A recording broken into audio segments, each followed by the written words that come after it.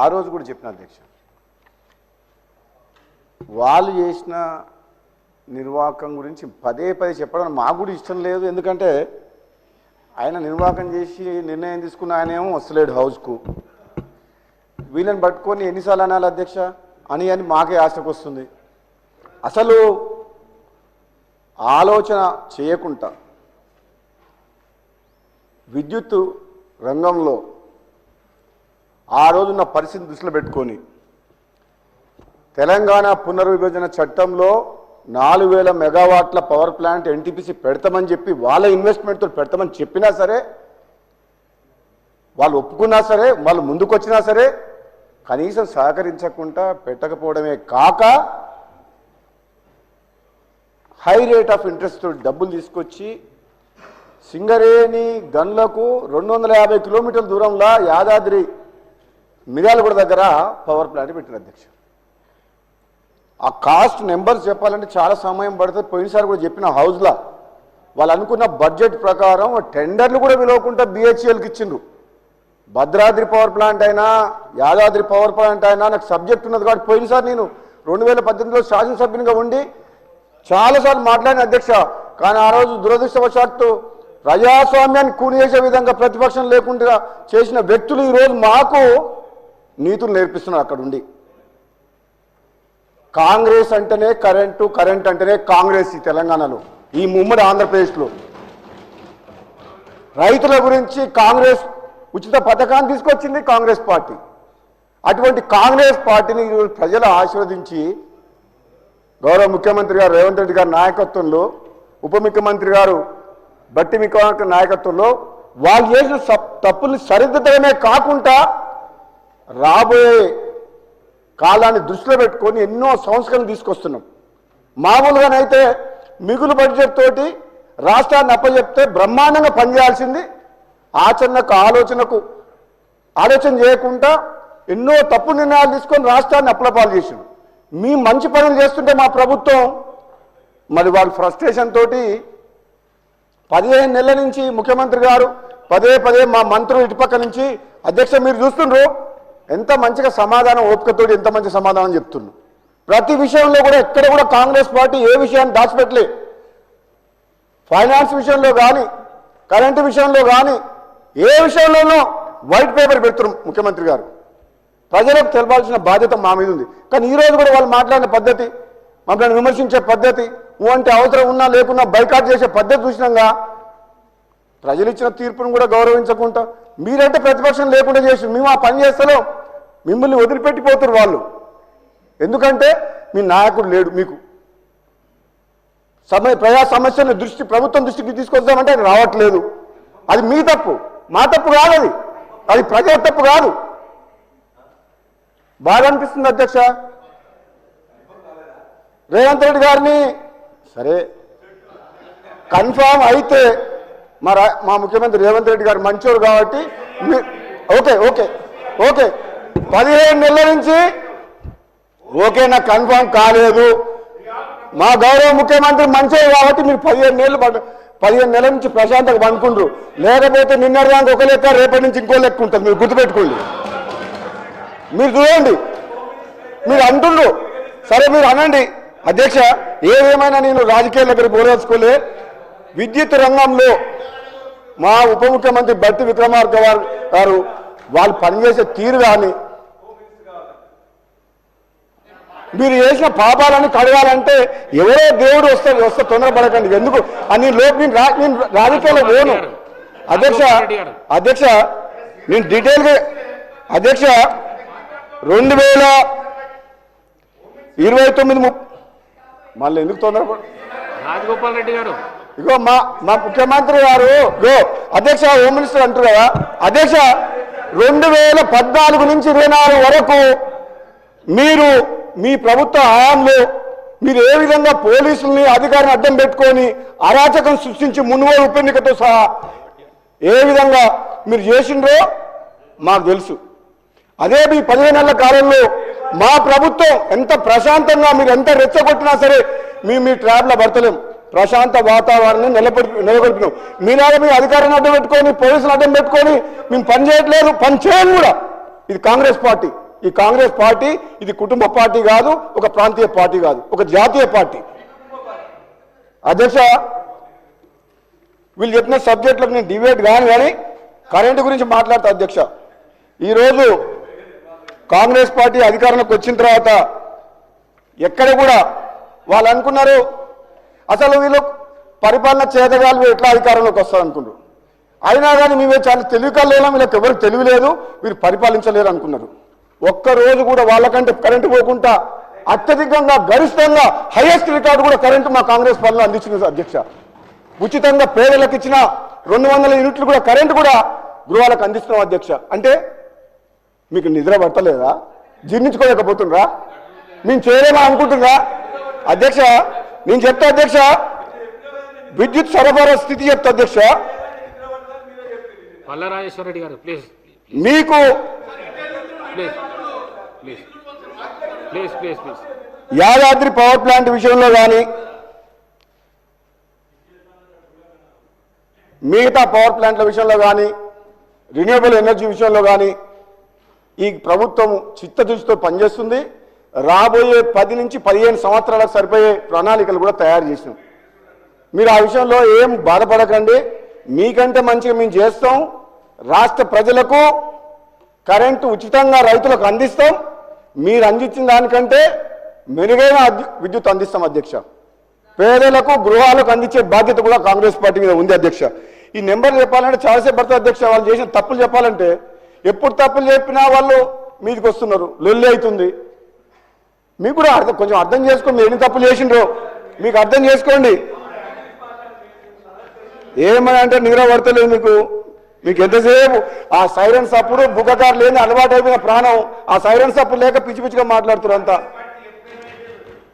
అధ్యక్ష, ఈ Yadadri power plant విషయంలో కూడా అధ్యక్ష, ముఖ్యమంత్రి గారు స్వయంగా మా బట్టి విక్రమార్క గారు క్లోజ్ మానిటరింగ్ చేసి ఆనాడు అత్యధిక రేట్లకు అప్పు తీసుకొచ్చి స్టార్ట్ చేస్తే అది ఈరోజు 9 రూపాయలు చేంజ్ పడుతుంది. అధ్యక్ష, యూనిట్కు మామూలుగా అయితే మార్కెట్లో ఆ రోజు ఆ నిర్ణయం తీసుకోవాల్సిన అవసరం లేకుండే, కానీ తీసుకున్నారు.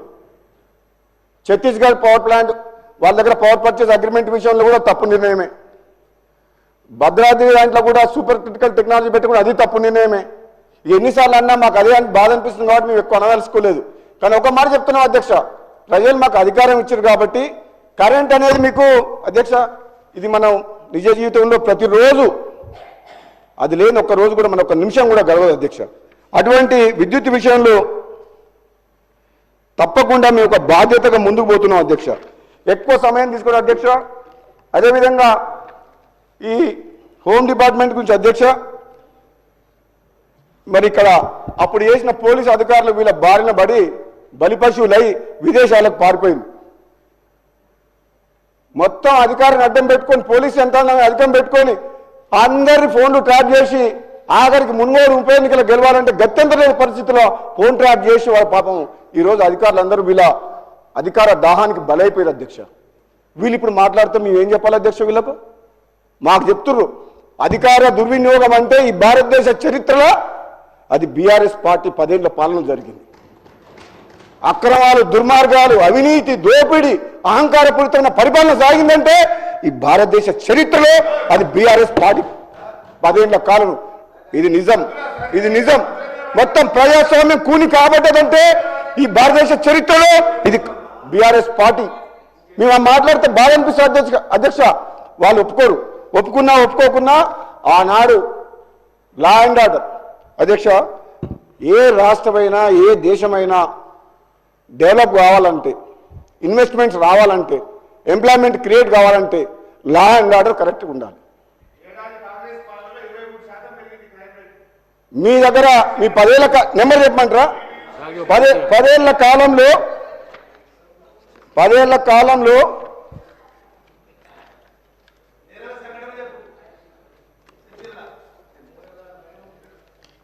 నయం ఆస్తులన్నీ దోసుకున్నది వాళ్ళే కదా. అధికార లెక్కల ప్రకారం తెలంగాణ రాష్ట్రంలో 2014 నుంచి 2023 వరకు 8742 హత్య కేసులు నమోదైనాయి అధ్యక్ష. అదే కాలంలో 18,246 అత్యాచారం కేసులు, 1,30,521 దొంగతనాలు, 469 దోపిడీలు, 5,051 లూటీలు, ఇంకా బీఆర్ఎస్ నేతల ఒత్తిడితోటి ఎన్నో కేసులు రికార్డు కూడా చేయలేదు వాళ్ళు పోలీసుల ఒత్తిడితోటి. మీరు చెప్పమంటే నా దగ్గర అన్ని ఉన్నాయి, కానీ ఎంతోమంది సభ్యులు మాట్లాడాల్సి ఉంది, ముఖ్యమంత్రి గారు సమాధానం చెప్తారు. కాబట్టి నేను ఎక్కువ డీటెయిల్గా పోతలేను అధ్యక్ష. కాకపోతే ఒక్క మాట చెప్పగలను అధ్యక్ష, వీళ్ళ అధికారంలో ఉన్నప్పుడు మంత్రిలో మన శ్రీధర్బాబు గారు ఇక్కడ ఉన్నారు, ఆ హత్య కేసు లాయర్ దంపతులది, హైదరాబాద్ ఔటర్ రింగ్ రోడ్ పక్కన ఉన్న వెటర్నిటీ డాక్టర్ మల్లన్న ఆ రోజులలో భూసేకరణ ఎట్లా చేసేవాళ్ళంటే అధ్యక్ష, పోలీసులను పెట్టి బెదిరించి రైతులను వాళ్ళని తీసుకుపోయి మా శివనగూడెం రిజర్వాయర్ కాడ భూ నిర్వాసితులని వాళ్ళకు R&R ప్యాకేజ్ ఇవ్వకుండా పోలీసులను పెట్టి ప్రాజెక్టు కాంట్రాక్టుల కోసం ప్రాజెక్టు నడిపించారు. ఆ ప్రాజెక్టులో నీళ్ళు వచ్చేది లేదు, సచ్చేది లేదు, కానీ పోలీసులు అడ్డం పెట్టుకొని చేయించారు. అది లా అండ్ ఆర్డర్ విషయంలో తెలంగాణ కోసం ఉద్యమం చేసిండ్రు రైతులు, సకల జనులు. వాళ్ళ 10 ఏళ్ల కాలంలో పోలీసులను పెట్టి ప్రాజెక్టులు భూములు లాక్కున్నారు రైతుల దగ్గర వీళ్ళు. అది మీరు లా అండ్ ఆర్డర్, మీరు పోలీసులు అందుకు వాడుకున్నారు. నేను చెప్పుకుంటే పోతే అధ్యక్ష, మంత్రి నియోజకవర్గంలో బీఆర్ఎస్ నాయకులు అక్రమాలు, ఆ న్యాయవాద దంపతులు గట్టు వామన్ రావు గారు శ్రీధరబాబు గారు నియోజకవర్గంలో, అదేవిధంగా ఇసుక మాఫియా గురించి చెప్పాల్సిన అవసరం లేదు. మా నల్గొండ జిల్లాలో ఆ సభ్యులు లేరు, మాట్లాడదలుచుకోలేదు, కానీ విపరీతంగా కోట్ల రూపాయలు అక్రమంగా ఇసుక మాఫియా, ఇసుక దందా, భూములు వాళ్ళ పీరియడ్లో రియల్ ఎస్టేట్ వ్యాపారం బ్రహ్మాండంగా ఉన్నది. ఆ హైప్లో భూములు లాక్కురు, బలవంతంగా గుంజుకున్నారు, మొత్తం సెటిల్మెంట్లు. అది వాళ్ళ లా అండ్ ఆర్డర్. కానీ ఈరోజు కాంగ్రెస్ పార్టీ వచ్చిన తర్వాత గౌరవ ముఖ్యమంత్రి రేవంత్ రెడ్డి గారి నాయకత్వంలో ఈరోజు ప్రశాంతంగా ప్రతి ఒక్కరు కూడా ఈరోజు కూడా ఈ జాతీయ పార్టీ కాంగ్రెస్ పార్టీ ఒక్కరు కాదు అధ్యక్ష, ఒక సామాజిక తెలంగాణ వైపు పేదల ప్రభుత్వం వచ్చింది, ప్రజాపాలన సాగుతుంది, కొనసాగుతుంది. ప్రతి ఒక్కరు కూడా ఎంతో ఆశతో ఎదురు చూస్తున్నారు. దయచేసి ప్రతిపక్ష సభ్యులు మీరు ఆలోచన చేసి ఈ ప్రజాపాలన సాగిస్తున్న కాంగ్రెస్ పార్టీ ప్రభుత్వానికి సూచనలు సలహాలు ఇవ్వండి. కానీ ప్రతిరోజు అసెంబ్లీలో కొట్లాడతాం, మీకు అధికారం కావాల్సుకుంటే ప్రజల దగ్గర పోయి వాళ్ళ కష్టాలు మాట్లాడండి, వాళ్ళ తరఫున మాకు చెప్పండి. కానీ మీరు ఈ విధంగా సభలో ఎప్పుడు హౌస్ నడిచిన అధ్యక్ష, మీరు మీ మీదకి అటాక్ చేసిండు, మీ సభ సొంతం కాదని చెప్పి మిమ్మల్ని ఈ సభ మీ సొంతమా అన్నారు. మరి మేము 6 సభ్యులు ఉంటే పోయిన అసెంబ్లీలో మా గొంతు వినిపించలే, మార్షల్స్ పెట్టి బయటకు పంపించారు. మరి అది అప్పుడేం చేసిండ్రు? అప్పుడు ఎక్కడ పోయింది ప్రజాస్వామ్యం? అప్పుడు మా గొంతు నొక్కేసిండ్రు కదా. అందుకనే ప్రజలు మిమ్మల్ని అటు పంపించి మమ్మల్ని ఇక్కడ పంపించారు. అధ్యక్ష, చరిత్రలో ఎప్పుడైనా సరే చివరకు ధర్మం గెలుస్తుంది. ఆ ధర్మం నిలబడినది కాబట్టే ఈరోజు కాంగ్రెస్ పార్టీ ఇక్కడ ఉన్నది. మీ దుర్మార్గమైన పాలన 10 ఏళ్ళు అది ప్రజలు చూసిండ్రు. అధ్యక్ష, లాస్ట్కు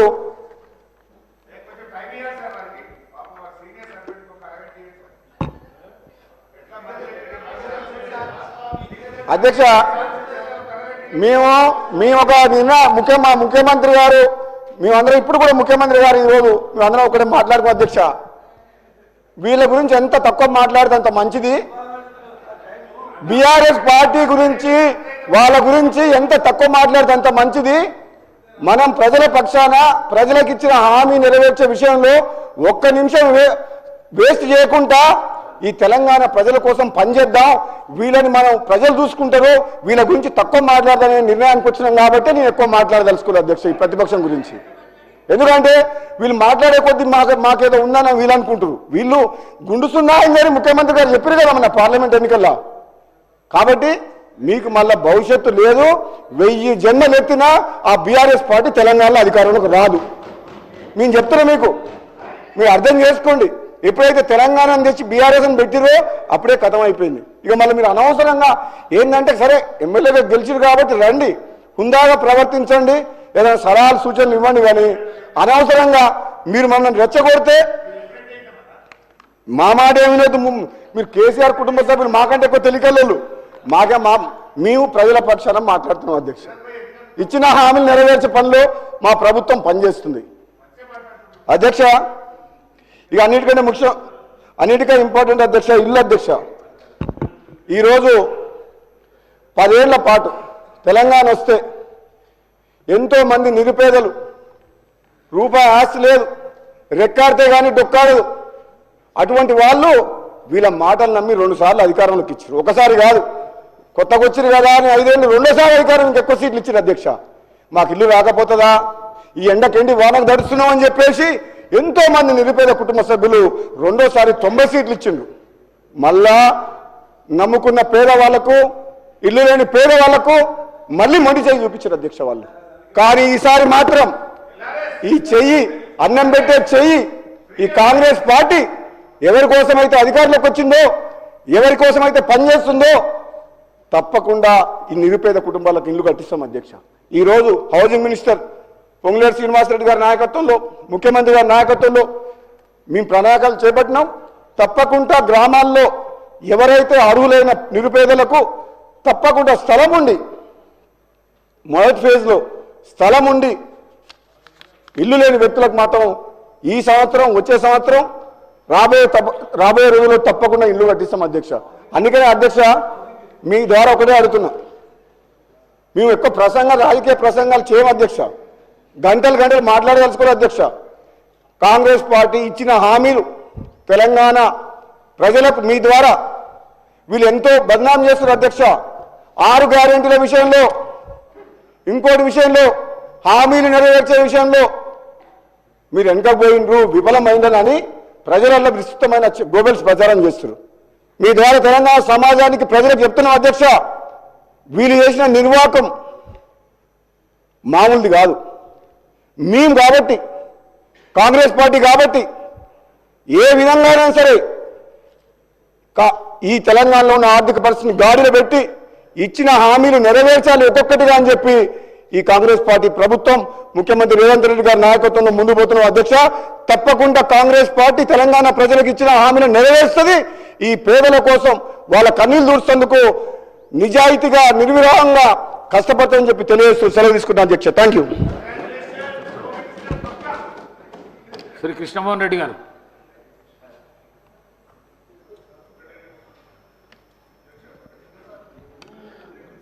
కృతజ్ఞతలు స్వామి. 3 minutes. స్పీకర్